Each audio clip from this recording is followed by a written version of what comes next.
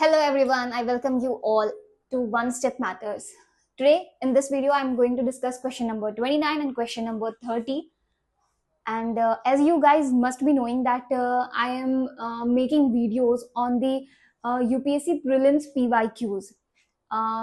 अभी हम लोग 2013 के PYQs डिस्कस कर रहे हैं और अभी तक हमने क्वेश्चन नंबर 28 तक डिस्कस कर लिया है. अगर आपने नहीं देखा है तो मैंने बहुत ही अच्छे तरीके से एनालाइज किया हुआ है सारे क्वेश्चंस को. आई कैन बेट कि वो वीडियोस देखने के बाद आप कभी नहीं भूलोगे कि वो क्वेश्चंस के आंसर्स क्या थे. वो सारे ऑप्शंस को भी मैंने बहुत अच्छे से डिस्कस किया है, तो आप एक बार देख लीजिए. ठीक है, तो क्वेश्चन नंबर 29 देखते हैं.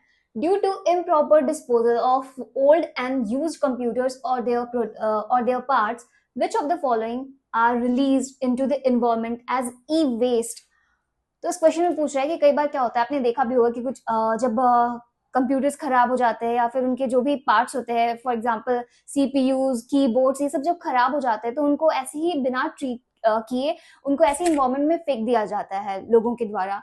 तो इसमें क्वेश्चन में पूछा गया कि मतलब जो इस इम्प्रॉपर डिस्पोजल के कारण कौन कौन से हार्मफुल, जिसको हम लोग ई वेस्ट कह सकते हैं, कौन कौन से वो हार्मफुल ई वेस्ट हैं जो कि इन्वायरमेंट में रिलीज होते हैं. ठीक है, तो इस क्वेश्चन में पूछा है.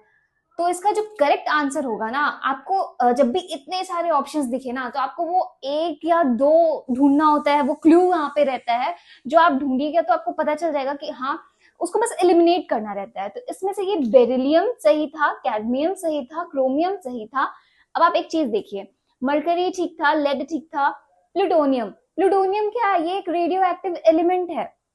आपको पता होगा कि प्लूटोनियम का हम लोग न्यूक्लियर रिएक्टर में उसका रिएक्शन करवाते हैं तो उसको हम लोग यूरेनियम में भी बदल सकते हैं. पढ़ा है ना आपने, प्लूटोनियम, थोरियम, यूरेनियम, ये सब क्या है? ये सब मतलब रेडियो एक्टिव एलिमेंट्स है. ठीक है, न्यूक्लियर एनर्जी को बनाने में ये सब का इस्तेमाल होता है. तो ये प्लूटोनियम तो नहीं हो सकता, क्योंकि प्लूटोनियम ऐसे नहीं मिलते हैं, ऐसे वो मतलब ऐसे नहीं रिलीज होते हैं एनवायरमेंट में, रेडियो एक्टिव एलिमेंट्स है. ठीक है, तो इसको आपको एलिमिनेट करना था. और ये हेप्टाक्लोर भी यहाँ पे जो ये था, इसको भी एलिमिनेट करना था, क्योंकि ये जो हेप्टाक्लोर है वो एक इंसेक्टिसाइड है, ई वेस्ट नहीं है, ये इंसेक्टिसाइड है जो कि वर्ल्ड वाइड बैन किया हुआ गया है.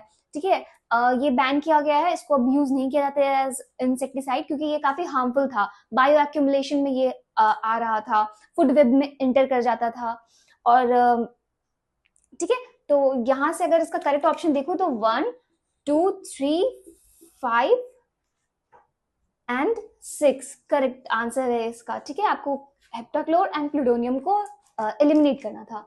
अब क्वेश्चन नंबर 30 देखिए, एसिड रेन पे है कि acid rain is caused by pollution of environment by carbon dioxide and nitrogen, carbon monoxide and carbon dioxide, ozone and carbon dioxide, nitrous oxide and sulfur dioxide.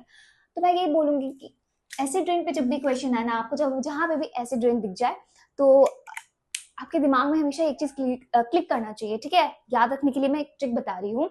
Acid rain दिखे और पूछे कि कौन से ऐसे गैसेस हैं जिनके रिएक्शन से एसिड रेन फॉर्म होती है, तो आप याद रख सकते हो उस चीज को.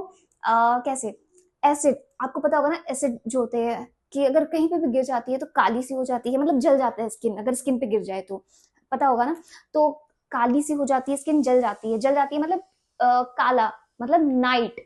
तो नाइट्रस ऑक्साइड, नाइट से आप नाइट्रस ऑक्साइड याद रखिएगा. और सल्फर, जब जल जाती है तो इंसान फू फू करता है, जस्ट लाइक दैट. सल्फर से सब आप फू यहां से कर सकते हो, सल्फर फू. ठीक है, तो nitrous oxide and sulphur dioxide, nitrous oxide and sulphur dioxide, acid rain, इतना याद रखिएगा. ठीक है, तो ठीक है, आज के लिए इतना ही रहने देते हैं.